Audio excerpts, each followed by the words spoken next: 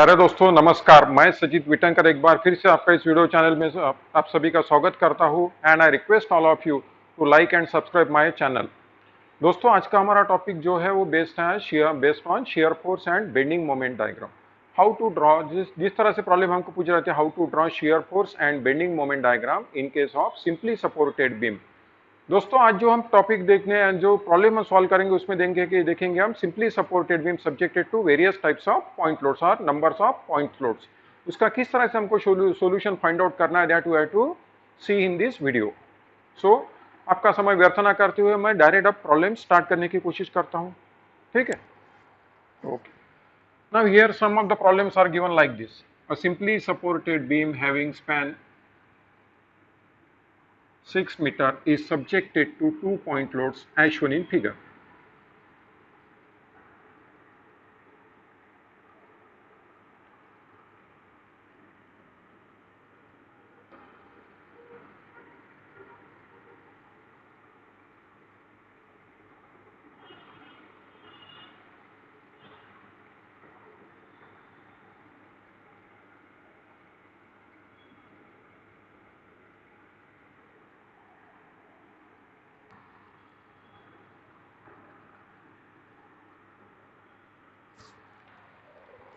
मित्रों जैसा कि हमें इस प्रॉब्लम में नजर आ रहा है, एक सिंपली सपोर्टेड बीम दी जिसका स्पैन कितना दिया आपको। स्पैन का मतलब क्या होता है, दो सपोर्ट के बीच में जो भी डिस्टेंस है that is said to be a span.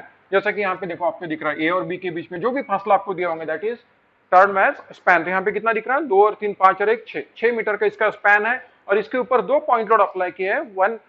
One point load is applied at point C and another point load is applied at point D. एक की वैल्यू आपकी सी पॉइंट पे जो भी पॉइंट लोड दिया उसकी वैल्यू आपकी 100 किलो न्यूटन और डी पॉइंट पे जो भी आपको लोड दिया है उसकी वैल्यू आपकी 200 किलो न्यूटन। सो सबसे पहले हमको ख्याल में रखना है कि इसके डिजाइन स्टेप्स क्या है। तो सबसे पहले जब हम टाइप ऑफ बीम ऑब्जर्व करेंगे तो टाइप ऑफ बीम क्या दिख रहा है हमको। Now here the type of observe the type of beam. सबसे पहले डिजाइन स्टेप नंबर 1 आपके observe type of beam. Type of beam क्या दिख रही है आपको। Now here the type of beam is in the form of simply supported beam. जैसा ही आपको यहाँ पे सिंपली सपोर्टेड बीम नजर आएगा तो यहाँ पे सबसे पहला काम क्या है आपका, you have to calculate reactions. Reactions यानी क्या होता है, अब रिएक्शन यानी क्या है आपका, रिएक्शन यानी यहाँ पे जो भी एक्सटर्नल लोड एक्ट होता है उसको बैलेंस करने के लिए क्या होने वाला है। जैसा कि लोड यहाँ पे कहाँ पे एक्ट हो रहा है, डाउनवर्ड डायरेक्शन में, तो यहाँ पे क्या होने वाला है, अपवर्ड डायरेक्शन में कुछ तो भी फोर्स डेवलप होने वाला है जो उसको बैलेंस करने की कोशिश करेंगे, इक्विलिब्रियम कंडीशन या स्टेबल कंडीशन मेंटेन करने की कोशिश करेंगे। तो आपको हमेशा ख्याल में रखना है रिएक्शन कहां पे डेवलप होती है। Reaction is always develop at simple supports और ऑलवेज डेवलप एट सपोर्ट्स। यहाँ पे सपोर्ट्स कौन से दिए आपको, एक सपोर्ट प्रोवाइड किया आपने ए पॉइंट पे, दूसरा सपोर्ट प्रोवाइड किया आपने बी पॉइंट पे। सो इसकी पोजीशन जो लेफ्ट हैंड पे होने के, इसको क्या बोलेंगे हम, लेफ्ट हैंड सपोर्ट, और इसको बोलेंगे हम राइट हैंड सपोर्ट। सो सबसे पहले रिएक्शन कहां पे डेवलप होने वाली है आपकी, एक रिएक्शन डेवलप होंगे आपकी लेफ्ट हैंड सपोर्ट पे, दूसरी रिएक्शन डेवलप होंगे आपके राइट हैंड सपोर्ट पे। सो इसको नाम दिया हमने आर ए और दूसरा नाम दे दिया हमने आरबी। इन दोनों की वैल्यू हमको अब कैलकुलेट करना है। तो इसको कैलकुलेट करने के लिए हमारे पास कंडीशंस ऑफ इक्विलिब्रियम, ना टोटल नंबर ऑफ अननोन देखो कितने आपके पास, 2। तो इसको कैलकुलेट करने के लिए हमारे पास दो कंडीशन अवेलेबल है। एक है आपकी sigma M equal to 0 and then second one is sigma F Y equal to 0। Also there is a third condition that is sigma F X equal to 0। मगर यहाँ पे जैसा कि इस प्रॉब्लम में हमको किसी भी तरह का हॉरिजॉन्टल फोर्स ही नजर नहीं आ रहा, इसका मतलब क्या है, even though it is a condition of equilibrium, this condition will not be applicable for this particular problem। यानी इस पर्टिकुलर प्रॉब्लम में इस कंडीशन का हमको उपयोग ही नहीं है, इसका कोई यूज ही नहीं है। इसके कारण क्या करेंगे हम, दो कंडीशन का यूज करेंगे। सबसे पहले कंडीशन रहेंगे आपकी सिग्मा एम इक्वल टू 0, दूसरी कंडीशन रहेगी आपकी sigma F Y equal to 0। इन दो कंडीशन का यूज करके हम क्या करेंगे, आर ए और आरबी की वैल्यू निकाल लेंगे। यहाँ पे जो भी रिएक्शन डेवलप होने उसका नाम रखेंगे हम आर ए, और यहाँ पे जो भी कंडीशन डेवलप होने वाली उसका नाम रखेंगे हम आरबी। अब सबसे पहला हमारा जो काम है वो काम क्या है आपका, to calculate the values of support reactions.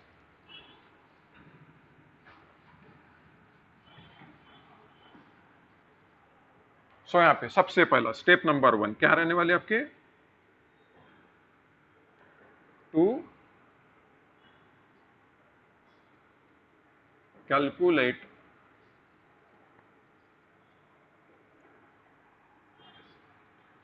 Support reactions R A and R B. इसके लिए क्या करना है हमको, दो कंडीशन यूज में लाना है। सबसे पहले कंडीशन कौन सी यूटिलाइज करेंगे हम, sigma m equal to zero. Sigma m equal to zero का मतलब क्या होता है? Algebraic sum of moment of all the forces about any point must be equal to zero. So कोई भी एक सपोर्ट के अबाउट हमको मोमेंट लेना है, या तो आप लेफ्ट सपोर्ट पे ले सकते हो या तो राइट सपोर्ट पे। तो हम कहां पे लेंगे? लेफ्ट सपोर्ट पे। सो यहाँ पे क्या लिखेंगे? स्टेटमेंट कैसा रहेगा आपका? Taking moment about point A, और इसको मैथमेटिक्स लिखते समय कैसा लिखेंगे हम? Sigma M. उसके बाद जिस पॉइंट के अबाउट आप मोमेंट लेना, लो पॉइंट मेंशन करना है पे छोटे इसमें, और इक्वल टू जीरो। और मोमेंट आने क्या होता है? मोमेंट आने होता है turning effect produce by the force about the given point. तो जैसा हम मंदिर में जाते हैं तो मंदिर में क्या करते हैं? भगवान के आजू बाजू में रोटेट होते हैं। इसी तरह से सेम मैनर में क्या करना है आपको? इसके अबाउट क्या करना है आपको? फोर्सेस को रोटेट करते चले जाना है। रोटेट करते समय क्या होने वाला है? कुछ फोर्सेस क्लॉकवाइज मैनर में रोटेट होंगे, कुछ फोर्सेस एंटी क्लॉकवाइज मैनर में रोटेट होंगे। तो इसके लिए एक सिंपल साइन कन्वेंशन दिया आपको। अगर वो क्लॉकवाइज सेंस में रोटेट होता है उसके लिए प्लस साइन, अगर वो एंटी क्लॉकवाइज डायरेक्शन में रोटेट होता है उसके लिए माइनस साइन। अब सब फोर्सेस कहां पे रोटेट करेंगे हम? ए पॉइंट के अबाउट। अब ए पॉइंट पे देखो आप, ए पॉइंट में से कौन सा फोर्स आपका पास हो रहा है? R A. तो ये पॉइंट में से जो भी पास होने वाले फोर्स है, चाहे वर्टिकल डायरेक्शन में हो चाहे हॉरिजॉन्टल डायरेक्शन में हो, सबका मोमेंट क्या रहने वाला है आपका? जीरो। देखो यहाँ पे ए पॉइंट में से ये पॉइंट पास हो रहा, क्योंकि मोमेंट के लिए क्या चाहिए आपको? फोर्स और डिस्टेंस चाहिए। तो यहाँ पे फोर्स तो अवेलेबल है, डिस्टेंस सही नहीं, क्योंकि उसी पॉइंट में से पास हो रहा है। इस कारण आर ए का moment about this given point ए क्या रहने वाला आपका? जीरो। यानी अब मोमेंट किन चीजों के कारण आने वाला है? Due to this force, due to this force and due to this reaction. इन तीनों के कारण आने वाला है। मगर यहाँ पे देखो 100 किलो न्यूटन ए के अबाउट कैसा रोटेट होने की कोशिश कर रहा है? It will try to rotate in clockwise manner. ये भी क्लॉकवाइज मैनर में रोटेट होने की कोशिश करेंगे, और ये इसके अपोजिट डायरेक्शन में। देखो यहाँ पे एरो की डायरेक्शन देखो, यहाँ से इस तरह से जाएगा। ये क्या हो रहा है आपका? एंटी क्लॉकवाइज सेंस में। मगर यहाँ पे हमने जो साइन कन्वेंशन ली उसके अनुसार क्या होने वाला है? क्लॉकवाइज अगर डायरेक्शन रोटेट होता है उसके लिए प्लस साइन, अगर एंटी क्लॉकवाइज मैनर रोटेट होता है उसके लिए माइनस साइन। और मोमेंट यानी क्या होता है? Force into distance. कौन से पॉइंट तक का डिस्टेंस लेना है आपको? ए पॉइंट तक का। अब देखो सी से लेके ए तक का डिस्टेंस 100 किलो न्यूटन के लिए डिस्टेंस कौन सा हो जाएगा हमारा? सी टू ए।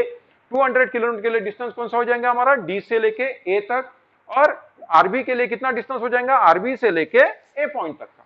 सो अब यहाँ पे देखो किस तरह से रोटेट हो रहा है ये क्लॉकवाइज, पहले बता चुका मैं। क्लॉकवाइज होने के कारण यहाँ पे plus sign, force into distance. Distance कितना है आपका? 2। In the same manner plus 200 into 5, यहां पे अब माइनस आएगा आपका, माइनस आरबी इंटू कितना? 6 इज इक्वल टू 0। सो ये वैल्यू कितनी होगी आपकी? 200 प्लस ये हो गया आपका 1000 इज इक्वल टू 6 आरबी, यानी कितना हो गया आपका? 1200। 1200 इज इक्वल टू 6 आरबी, यानी आरबी इज इक्वल टू क्या होने वाला है? 1200 डिवाइडेड बाय 6। सो ये हो जाएंगे आपकी 200 किलो न्यूटन। फोर्स क्या है आपका? Vector quantity. वेक्टर क्वांटिटी होने की वजह से इसको रिप्रेजेंट करने के लिए हमको दो चीजें की आवश्यकता है, मैग्नीट्यूड और डायरेक्शन। तो इसका मतलब क्या? आरबी की डायरेक्शन को हमने कैसे अज्यूम की थी? Vertically upward. तो सही है हमारी। सर आरबी की वैल्यू क्या रहने वाली है? 200 किलो न्यूटन, और उसका सेंस क्या रहने वाला है? Vertically upward. सो ये तो हो गया आपकी पहली स्टेप। अब जैसा कि प्रीवियसली मैंने आपको बताया था, दो इक्वेशन हमको यूटिलाइज करने हैं। दो इक्वेशन कौन से आपके? सिग्मा एम इक्वल टू 0, दूसरा कंडीशन है आपकी sigma F Y equal to 0। अब ये पहला इक्वेशन तो हम यूटिलाइज कर चुके, अब हमको दूसरा इक्वेशन यूटिलाइज करना है। दूसरा इक्वेशन है हमारा sigma F Y equal to 0। And next क्या लिखेंगे हम? By using the condition of equilibrium sigma F Y equal to 0, by using the condition of equilibrium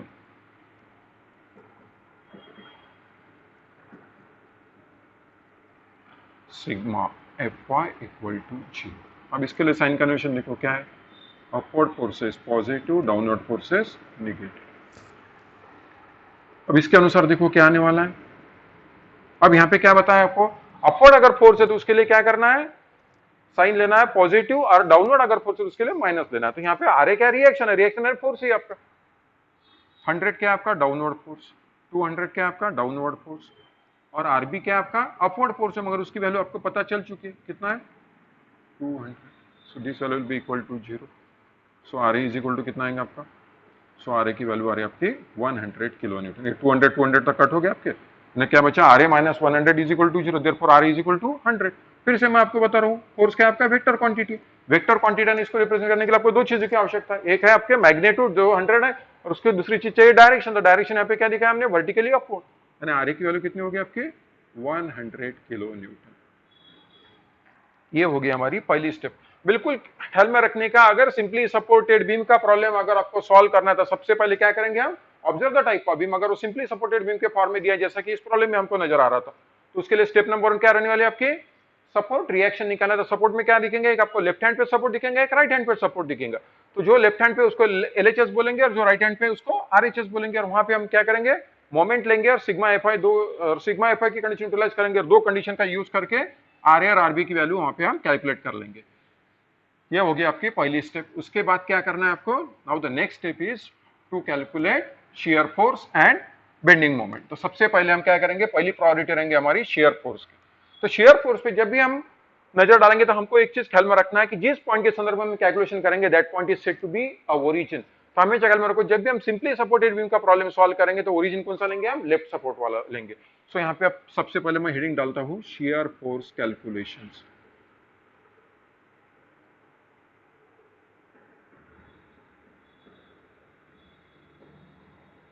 share force का मतलब क्या होता है, shear force is defined as the algebraic sum of all the unbalanced vertical forces on either side of the section. And अगर किसी भी figure को हमने कट किया, सेक्शन लिया, इसका मतलब क्या होता है, उस पर्टिकुलर पोर्शन को हम कट कर रहे हैं। कट करने के बाद क्या कर सकते हैं हम, या तो उसका लेफ्ट पोर्शन ऑब्जर्व करेंगे या तो राइट पोर्शन ऑब्जर्व करेंगे। शेयर फोर्स के बारे में एक चीज ख्याल में रखो, शेयर फोर्स यानी इस तरह का फोर्स होता है आपका, which tends to slide one over the other, इस तरह से। So यहाँ पे क्या करेंगे हम, now here we are to considering point A as the origin. So यहाँ पे क्या स्टेटमेंट लिखेंगे हम, considering point A as the origin। अब यहाँ पे A नाम का जो पॉइंट है वो देखो कहाँ पे दिख रहा है आपको, it appears on left hand side. Left hand side होने की वजह से क्या करना है आपको, यहाँ पे साइन कन्वेंशन जो फॉलो करेंगे हम वो सिर्फ हमको लेफ्ट साइड की अप्लाई करना है। सो लेफ्ट हैंड के हिसाब से क्या आ रहा है यहाँ पे, लेफ्ट हैंड के लिए साइन कन्वेंशन आपके upward forces positive and downward forces negative. और हमको क्रिटिकल पॉइंट्स यहाँ पे शेयर फोर्स के हिसाब से सिलेक्ट कर लेना था। क्रिटिकल पॉइंट्स कौन से, जो भी इंग्लिश अल्फाबेट यहाँ पे लिखे हमने, all these are nothing but the critical points as far as shear force calculations are concern. A, C, D और बी, हर एक पॉइंट पे क्या करना है, एक बार उस पॉइंट को क्रॉस करने के पहले और उस पॉइंट को क्रॉस करने के तुरंत बाद में जाके said to be a shear force to the left and shear force to the right of that particular point. तो हमने क्या किया, यहाँ पे ओरिजिन कौन सा लिया, considering point A as the origin. अब इसके लिए टेबल बना लेना है, यहाँ पे टेबल में इस तरह से बनेगा आपका।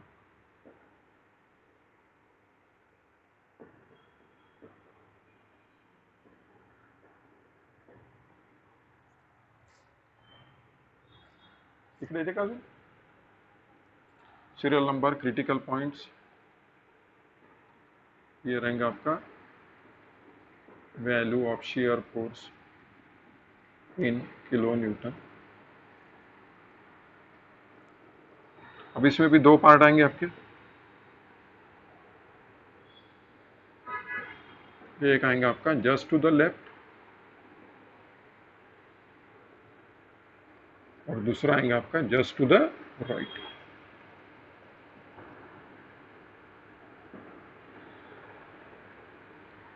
ठीक है, यहां तक हो गया आपका। अब सबसे पहला क्रिटिकल पॉइंट कौन सा है आपका, ए। अब यहां पे देखो जस्ट टू द लेफ्ट यानी कौन सी पोजीशन ऑक्यूपाई करूंगा मैं, यहां पे। और कहां पे देखना है मुझे, ए पॉइंट की तरफ, यानी ओरिजिन लिया यानी कौन सी साइड पे, लेफ्ट साइड पे। अब देखो यहाँ पे मैं जब shear force at point A, left की पोजीशन ये होगी मेरी। अब कहां पे देखना है मेरे को, ओरिजिन का मतलब क्या है, पूरे कैलकुलेशन जो आखिरी तक मैं करूंगा with respect to point A ही मुझे परफॉर्म करना है। यहाँ पे देखो मैं यहाँ पे खड़ा हूँ, पूरी स्ट्रक्चर कहाँ पे मेरा पीछे है, तो मेरे को सामने वाले कुछ फोर्स नजर आने वाला है क्या, कुछ भी नजर नहीं आएगा। ये फोर्स की वैल्यू कितनी होगी आपकी, 0। So this value is said to be value of shear force just to the left. अब कहां पे जाना है मुझे, राइट यानी जस्ट इस पॉइंट को क्रॉस करके जाना है। तो मैं क्या करूंगा, प्रीवियस वैल्यू में ये वैल्यू ऐड कर दूंगा, मगर प्रीवियस वैल्यू कितनी है यहाँ पे, 0 है आपकी। यानी अब मैं कहां से कहां तक आ गया, यहां तक। अब इन दो पॉइंट के बीच में देखो मुझे क्या नजर आ रहा है, there is a upward force of 100 kilo newton, but according to the sign convention क्या लेना है मुझे, अगर इन दो पॉइंट के बीच में, यहाँ पे देखो सिर्फ एक चीज ख्याल में रखो, शेयर फोर्स जब मैं कैलकुलेशन करूंगा तो क्या करना है, प्रीवियस पॉइंट और वहां पे जिस पॉइंट को हमने कंसीडर किया वो पॉइंट, दो पॉइंट के बीच में हमको सिर्फ लोड ऑब्जर्व करना है। अगर वो डाउनवर्ड डायरेक्शन में तो उसके लिए माइनस साइन लेना, अगर वो अपवर्ड डायरेक्शन में तो उसके लिए प्लस साइन लेना है। अगर वहां पे लोड नहीं आता है तो क्या होने वाला है, जो प्रीवियस वैल्यू वही वहां पे स्टैंड रहने वाली है आपकी। सो प्रीवियस वाली थी आपकी 0, अब 0 में क्या करने वाले हम, इन दोनों का जो भी इफेक्ट हो वहां पे कंसिडर करना है हमको। तो इन दो पॉइंट के बीच में देखो आपको क्या दिख रहा है, there is a upward force, और अपवर्ड फोर्स के लिए क्या करना है आपको, according to this sign convention ये वैल्यू लेंगे हम 100। ये हो गया आपका पहला पॉइंट। अब दूसरा पॉइंट कौन सा है आपका, now the second point, second critical point is C. अब सेकंड क्रिटिकल पॉइंट सी पे जाने के पहले क्या करेंगे हम, यहां तक की वैल्यू ऑलरेडी यहाँ पे रीराइट कर लेंगे, जैसा है वैसा ही। सो यहाँ पे वैल्यू कितना रीराइट की मैंने, +100। जैसा ही मैंने यहाँ पे +100 लिखे, इसका मतलब क्या है, यहाँ तक का इफेक्ट मैं कंसीडर कर चुका हूँ। अब कहाँ पे खड़ा हूँ मैं, इस जगह पे। Now we have to SF at shear force at point C towards left, यहाँ की वैल्यू मुझे कैलकुलेट करना है। तो इसके लिए क्या करना है, I have to just observe the portion between this two points. यहाँ तक की जो वैल्यू थी रिपीट कैलकुलेशन मुझे अवॉइड करना थी, इसलिए मैंने क्या किया, प्रीवियस वैल्यू जो भी आई थी एज इट इज लिख डाले। एंड जो वैल्यू अनकवर्ड है वो कौन से, दो पॉइंट के बीच में। सो इन दो पॉइंट के बीच में देखो आपको कोई नया फोर्स दिख रहा है, यहाँ पे कुछ भी नया फोर्स नहीं दिख रहा है। इसके लिए इसका मतलब क्या है, यहाँ पे नई वैल्यू कुछ है क्या आपके पास, कुछ भी नहीं। जो भी वैल्यू थी प्रीवियस वैल्यू वो ऑलरेडी आप कवर कर चुके, यानी इसमें अब ऐड करने के लिए आपके पास में कुछ भी नहीं बचा, कुछ भी नहीं बचा, नहीं वैल्यू कितनी है, 0। तो हम क्या करेंगे, जो इनिशियल वैल्यू लिखी वही वहां की फाइनल वैल्यू हो जाएंगे आपकी। अब इसी तरह से हम कहाँ पे आ रहे हैं, इस पॉइंट पे आ रहे हैं। और इस पॉइंट पे आने के पहले क्या करेंगे, यहाँ की वैल्यू हम एज इट इज लिख डालेंगे। सो यहाँ की वैल्यू एज इट इज कितना आपका, +100। अब जैसे ही मैंने +100 का वैल्यू लिख डाली, इसका मतलब क्या, ऑलरेडी मैं यहाँ तक का इफेक्ट कंसीडर कर चुका हूँ। अब कहाँ पे खड़ा हूँ मैं, इस जगह पे खड़ा हूँ। अब मुझे क्या करना है, इस पॉइंट की वैल्यू, इस पॉइंट पे वैल्यू ऑब्जर्व करना है। तो यहाँ पे यहाँ तक की वैल्यू मैं ऑलरेडी लिख चुका हूँ +100। अब इन दो पॉइंट के बीच में देखो मुझे क्या नजर आ रहा है, एक डाउनवर्ड पॉइंट लोड नजर आ रहा है। बट मेरा जो साइन कन्वेंशन है वो क्या बता रहा है, अगर वहां पे डाउनवर्ड पॉइंट दिखता है इन दो पॉइंट के बीच में, तो मुझे कौन सा साइन लेना है, माइनस साइन लेना है। यानी यहाँ पे वैल्यू क्या आ जाएंगे आपके, -100। सो ये वैल्यू कितनी हो जाएंगे आपके, अगेन 0। ठीक है, नेक्स्ट पॉइंट कौन सा है आपका, नेक्स्ट पॉइंट है आपका डी। फिर से क्या करूंगा मैं, previous value as it is लिख डाली। प्रीवियस वैल्यू कितने आपकी, 0। Previous value as it is लिख डाली, इसका मतलब क्या है, यहाँ तक का इफेक्ट मैं कंसीडर कर चुका हूँ। अब कहाँ पे खड़ा हूँ, यहाँ पे। अब इन दोनों के बीच में कोई नए सिरे से नई वैल्यू दिख रही है, आपको कुछ भी नहीं दिख रहा है। 0 में कोई आप ऐड करने के लिए कोई वैल्यू है ही नहीं। प्रीवियस वैल्यू जो थी, यहाँ तक का इफेक्ट ऑलरेडी हम कंसीडर कर चुके थे। अब यहाँ पे खड़े, सिर्फ हमको क्या करना है, इन दो पॉइंट के बीच में की वैल्यू ऑब्जर्व करना है। ठीक है, अब कहाँ पे आ रहा है, हम डी के राइट पे। अब डी के राइट पे क्या करेंगे, फिर से ये होगी हमारी प्रीवियस वैल्यू। प्रीवियस वैल्यू का मतलब क्या है, यहाँ तक का इफेक्ट हम कंसीडर कर चुके हैं। अब कहाँ पे खड़े हैं, इस जगह पे। इस जगह पे देखो हमें क्या दिख रहा है, एक डाउनवर्ड पॉइंट लोड दिख रहा है, जिसकी वैल्यू कितनी है, 200। मगर उसके लिए कौन सा साइन कन्वेंशन लेना है हमको, निगेटिव, माइनस। तो यहाँ पे वैल्यू कितनी आ जाएंगी, 0 - 200। So net value will B -200। ये हो गया आपका। उसके बाद नेक्स्ट आखिरी पॉइंट कौन सा है आपका, आखिरी पॉइंट है आपका बी। अब बी पे देखो किस तरह से वैल्यू निकालेंगे हम। सबसे पहले क्या करेंगे, previous value as it is लिख डाली हमने। Previous value as it is डाली, इसका मतलब क्या है, यहां तक का इफेक्ट हम कंसीडर कर चुके हैं। अब कहां पे खड़े हैं हम, बी के लेफ्ट पे। तो इन दो पॉइंट के बीच में देखो कोई नया फोर्स हमको दिख रहा है क्या, तो यहाँ पे इन दो पॉइंट के बीच में हमको किसी भी तरह का नया फोर्स नजर नहीं आ रहा है। इसका मतलब क्या है, प्रीवियस वैल्यू में लिखने के लिए कोई भी नई वैल्यू वहां पे मौजूद नहीं। अगर वहां पे वैल्यू दिखती है दो पॉइंट के बीच में, तो उसको according to the sign convention हमको क्या करना है, कंसीडर करना है और कैलकुलेशन करके वैल्यू को छोड़ देना है। मगर इन दो पॉइंट के बीच में क्या दिख रहा है हमको, किसी भी तरह का नया फोर्स एक्ट नहीं हो रहा डी और बी के बीच में। देखो यहाँ पे कोई नया फोर्स एक्ट हो रहा है क्या, कुछ भी नहीं। इसका मतलब क्या है, जो प्रीवियस वैल्यू उसमें ऐड करने के लिए कोई वैल्यू है ही नहीं, यानी प्रीवियस वैल्यू जो है वही हमारी फाइनल वैल्यू हो जाएंगे वहां पे। अब कहाँ पे आ गया हम, इस जगह पे। फिर से हम क्या करेंगे, previous value as it is लिख डालेंगे। ये previous value as it is लिख डाली, ये होगी आपकी -200। -200 लिख डाली, इसका मतलब क्या है, यहाँ तक इफेक्ट हमने कंसीडर किया। अब कहाँ पे खड़े हैं हम, इस जगह पे। इस जगह पे देखो अब इन दो पॉइंट के बीच में क्या दिख रहा है हमको, ये दो पॉइंट हो गया। इन दो पॉइंट के बीच में एक रिएक्शन दिख रहा है, अपवर्ड रिएक्शन। कितनी वैल्यू उसकी, अपवर्ड डायरेक्शन में 200। अपवर्ड होने की वजह से यहाँ पे क्या करना है हमको, कितनी वैल्यू लेंगे, ये +200। सो ये वैल्यू होगी आपकी 0।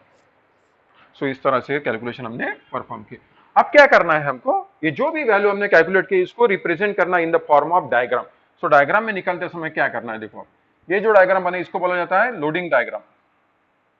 अभी लोडिंग डायग्राम से क्या करेंगे हम, सब लाइन यहाँ पे प्रोजेक्ट कर देंगे जो भी हमारे क्रिटिकल पॉइंट है। पहला पॉइंट था हमारा ए, दूसरा पॉइंट था हमारा सी, तीसरा पॉइंट है हमारा डी, चौथा पॉइंट है हमारा बी। इन सबसे हमने क्या किया, लाइन प्रोजेक्ट किए। यहाँ से क्या करेंगे हम, पहले पॉइंट से लेकर आखिरी पॉइंट तक एक लाइन खींच लेंगे, हॉरिजॉन्टल लाइन, जिसके ऑर्डिनेट रहेंगे, रेफरेंस एक्सिस रहेंगे, जिसके ऑर्डिनेट है आपके 0 0। अब अगर यहाँ पे पॉजिटिव वाले तो उसको रेफरेंस लाइन के ऊपर प्लॉट करेंगे, और निगेटिव वाले तो उसको रेफरेंस लाइन के नीचे प्लॉट करेंगे। और जिस सीक्वेंस से हमने यहाँ पे कैलकुलेशन किया उसी सीक्वेंस से डायग्राम को हमको ड्रॉ करना है। सो ए पॉइंट पे देखो आपको दो वैल्यू दिख रही। पहली वैल्यू कौन सी है आपकी, 0, और दूसरी वैल्यू कौन सी है, +100। +100 यानी क्या है, ए पे ही +100 दिखाना था, कहां पे दिखाएंगे हम, रेफरेंस लाइन के ऊपर। ये वैल्यू हो गई हमारी 100। जैसे ही वह पॉइंट मिल गया हम क्या करेंगे, 2 पॉइंट इनिशियली जोड़ देंगे। ये हो गया हमारा 0 और 100। सी पे देखो पहली वैल्यू कौन सी है हमारी, +100 यानी ये कहां पे आएगा, ये यहां पे।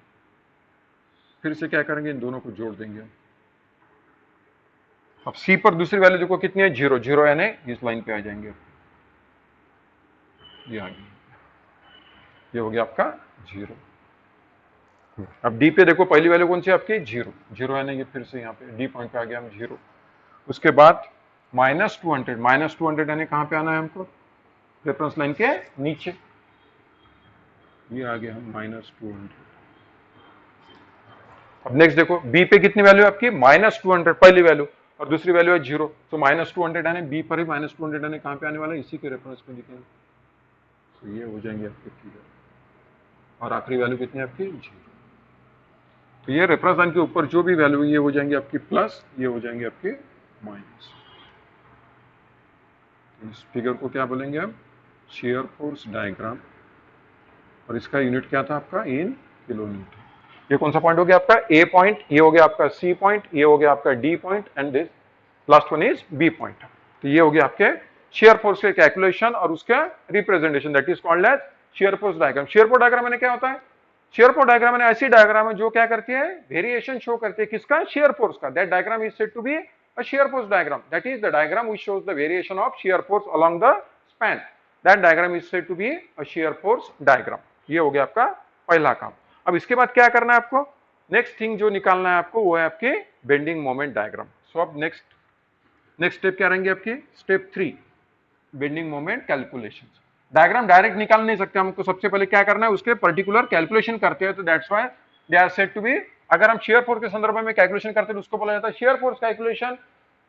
अगर हम बेंडिंग मोमेंट के संदर्भ में कैलकुलेशन करते हैं उसको बोलेंगे हम बेंडिंग मोमेंट कैलकुलेशन। अब नेक्स्ट रहेंगे हमारा बेंडिंग मोमेंट कैलकुलेशन।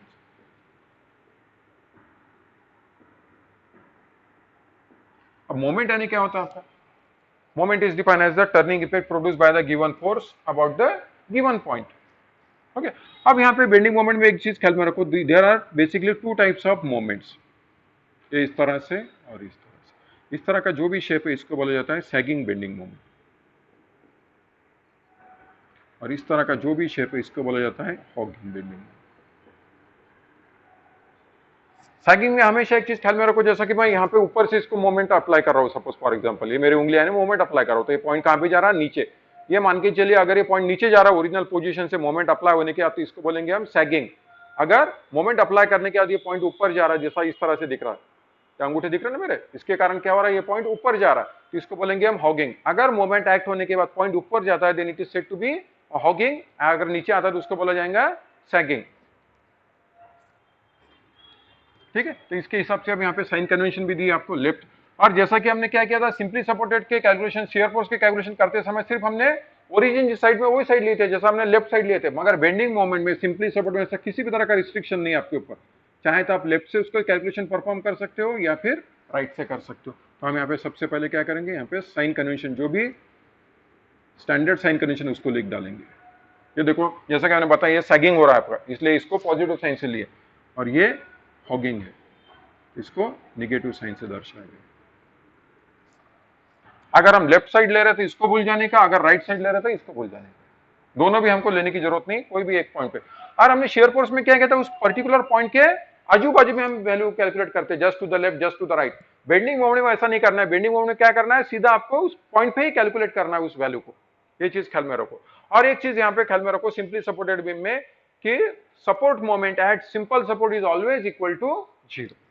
क्या ख्याल में रखेंगे आप, support moment at simple support is always 0.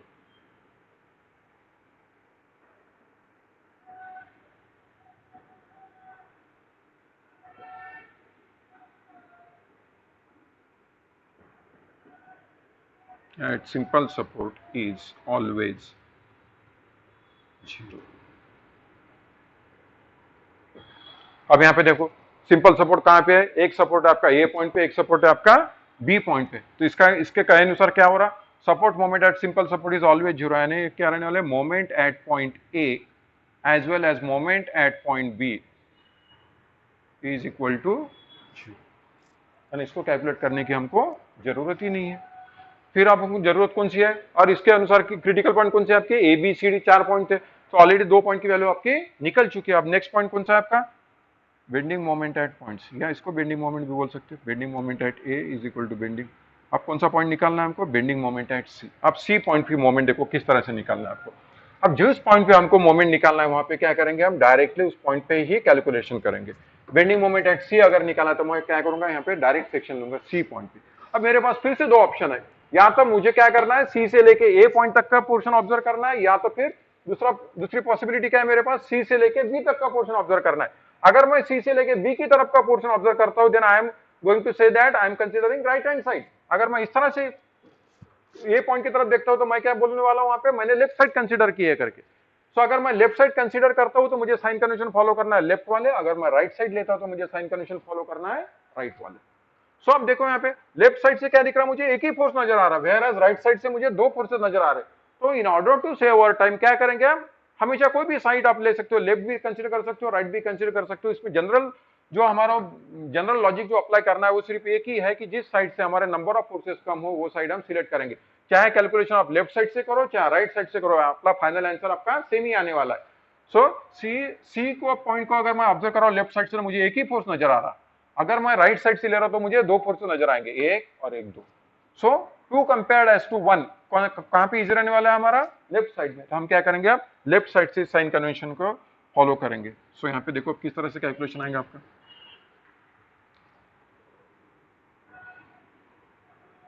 इसके लिए हम क्या करेंगे, आप कट किया वाला पोर्शन बताता हूं मैं आपको। अगर मैं यहां से इसको कट कर रहा हूं ए साइड की तरफ देख रहा हूं तो किस तरह से दिखेगा, यहाँ पे देखो ये हो गया आपका सेक्शन, यानी कहां पे कट किया मैंने इसको, सी पॉइंट पे, और ये बन गया आपकी फिगर। ये हो गया आपका ए पॉइंट, ये हो गया आपका सी पॉइंट। अब देखो आपको क्या दिखने वाला है, इस फोर्स को कहां पे रोटेट करना है आपको, सी पॉइंट पे। मगर देखिए with respect to this section हमने फोर्सेस कहां पे कंसीडर किए हैं, लेफ्ट साइड पे। सो हमको इसको भूल जाने का, सिर्फ लेफ्ट साइड के साइन कन्वेंशन फॉलो करना है। लेफ्ट साइड के अनुसार क्या आ रहा है यहाँ पे, क्लॉकवाइज मूवमेंट अगर है तो उसको प्लस, एंटी क्लॉकवाइज अगर है तो उसको माइनस। सो यहाँ पे देखो ये डिस्टेंस कितना दिया आपको, मोमेंट के लिए क्या फॉर्मूला है, force into distance. So force की वैल्यू कितनी है आपकी 100, और डिस्टेंस कितना है 2, और साइन कन्वेंशन के हिसाब से क्या बता रहा है आपको, ये देखो क्लॉकवाइज मैनर में रोटेट होगा यहाँ पे, तो ये वैल्यू क्या हो जाएंगे आपकी प्लस, तो ये कितना आएगा आपका plus 100 into 2। So this value comes out to be plus 200, और मोमेंट होने के जिसका यूनिट रहेंगे आपका किलो न्यूटन डैश मीटर। ये हो गया आपका सी पॉइंट का। इन द सेम मैनर अब क्या करना है हमको, डी पॉइंट पे जाने का। डी पॉइंट पर भी देखो फिर से दो ऑप्शन तैयार है आपके पास। डी पॉइंट से या तो आप ए की तरफ का पोर्शन कंसीडर कर सकते हो, या डी से लेके बी तरफ का पोर्शन कंसीडर कर सकते हो।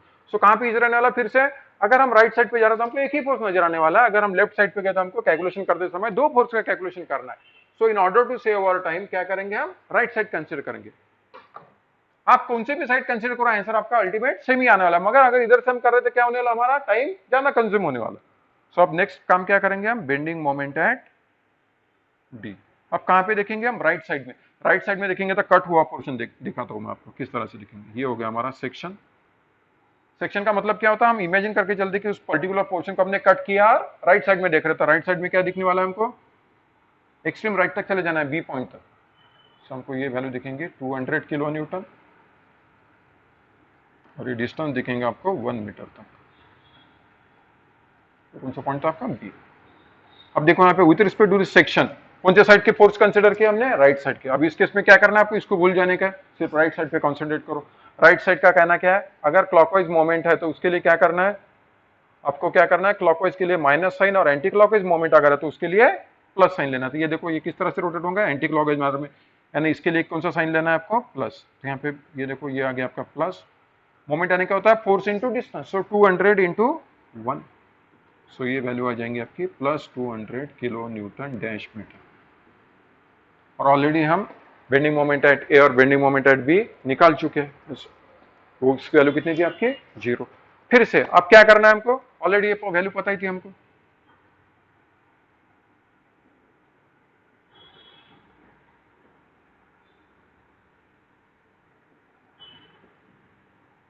अब ये चारों भी वैल्यू हमको क्या करना है, it has to be represented in the form of diagram.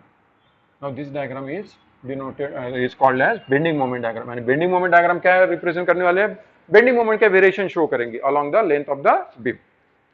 सो सबसे पहले देखो बेंडिंग मोमेंट एट ए कितना आपका 0, बेंडिंग मोमेंट एट बी कितना आपका 0, और इसके पूरे रेफरेंस एक्सिस वैल्यू कितने आपकी, कोऑर्डिनेट कितने 0 0। अब बेंडिंग मोमेंट एट सी देखो कितना आपका, सी के लाइन पर निकालेंगे इस वैल्यू को, कितना आपका +200। अब क्या करना है हमको, इन दो पॉइंट को जोड़ देना है। कैसा जोड़ेंगे इसको, इस तरह से। अब एक चीज हमेशा ख्याल में रखो, जब भी लोडिंग डायग्राम पे सिर्फ यूडियल नहीं दिख रहा आपको, पॉइंट लोड ही दिख रहा है, तो यहाँ पे इस लाइन को कैसा ज्वाइन करेंगे आप, with the help of straight line. अगर यूडियल आता है तो ही क्या करना है, इसको पैराबोलिक कर्व से उसका वेरिएशन को हम शो करेंगे। ये हो गया आपके पहले दो पॉइंट ए और सी। अब डी पे वैल्यू देखो कितना आपके, it is again equal to 200 +200, तो यहाँ पे रहेंगे इसको 200 और 200, यानी तो स्ट्रेट लाइन ही आने वाली है आपकी।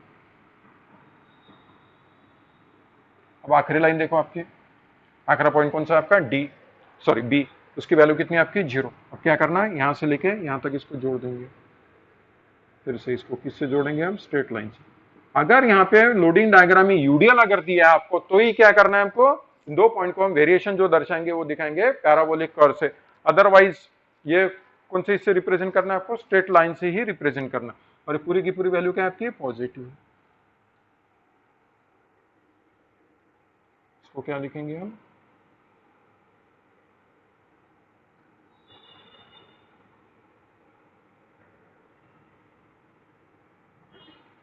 Bending moment diagram in kilo newton dash metre. So this is the loading diagram. Exam में जब भी हम डायग्राम ड्रॉ करेंगे तो इसी पैटर्न में हमको फॉलो करना है। लोडिंग डायग्राम सबसे ऊपर, उसके नीचे शियर फोर्स डायग्राम, और शियर फोर्स डायग्राम के नीचे bending moment diagram. So I hope this will clear your concept. मैं एक बार फिर से आपको रिपीट मैनर में बताता हूँ। जैसा कि हमको इस प्रॉब्लम में क्या दिया गया था, we are having a simply supported beam having its span equal to 6 meter subjected to 2 point loads. One point load is 100 kilonewton applied at point C, another point load is applied at point D having its magnitude as 200 kilonewton. सबसे पहले मैंने क्या बताया था आपको, observe the type of beam given in the problem. तो हम type of beam कौन सा दिख रहा था हमको, सिंपली सपोर्टेड बीम दिख रहा था। तो सिंपली सपोर्टेड बीम में क्या बोलेंगे, इसको लेफ्ट हैंड सपोर्ट पे, लेफ्ट हैंड साइड पे जो भी सपोर्ट उसको लेफ्ट हैंड सपोर्ट, और राइट हैंड साइड पे जो भी सपोर्ट उसको बोलेंगे हम राइट हैंड सपोर्ट। तो सबसे पहला काम क्या रहता है हमारा, to calculate support reaction. Support reaction निकालने के लिए हम क्या करेंगे, दो कंडीशन यूटिलाइज करेंगे इक्विलिब्रियम की। वो दो कंडीशन कौन सी है आपकी, sigma M equal to 0 and then second one is sigma F Y equal to 0। तो sigma M is equal to 0 में क्या किया हमने, सब मोमेंट लिया अबाउट पॉइंट ए, और ए पॉइंट में मोमेंट लेते समय हमने क्या चीज ख्याल में रखी, आर ए जो फोर्स था ये कहां से पास हो रहा है, ए पॉइंट से, इस वजह से उसका मोमेंट क्या हो गया, about that given point A is always equal to 0। यानी मोमेंट किन चीजों के करना है, due to 100 kilonewton force 200 and this RB. उस सबका कैलकुलेशन क्या है, उस पर से हमने आरबी की वैल्यू निकाली, वो वैल्यू आ गई आपकी 200 किलोन्यूटन। देन हमने क्या किया, sigma F I equal to 0 condition utilise किए, उसके अनुसार क्या किया था हमने sign convention, upward forces positive, downward forces negative, sigma F I equal to 0 condition utilise की, plus R A -100 -200 plus 200 is equal to 0, इस तरह से इक्वेशन फॉर्म किया, उस पर से आर ए की वैल्यू निकाली। देन हमने क्या किया, शेयर फोर्स कैलकुलेशन को परफॉर्म करते समय सबसे पहले जिस पॉइंट के संदर्भ में कैलकुलेशन परफॉर्म करने उस पॉइंट को सिलेक्ट किया। सो सिंपली सपोर्टेड में हमने क्या किया, considering point A as the origin, यानी हमेशा पहले पॉइंट से लेकर आखिरी पॉइंट तक कैलकुलेशन करते समय हमारे जहन में, हमारे दिमाग में कौन सा पॉइंट था, ए पॉइंट। ए पॉइंट के संदर्भ में ही हमने पूरे कैलकुलेशन वहां पे परफॉर्म किए।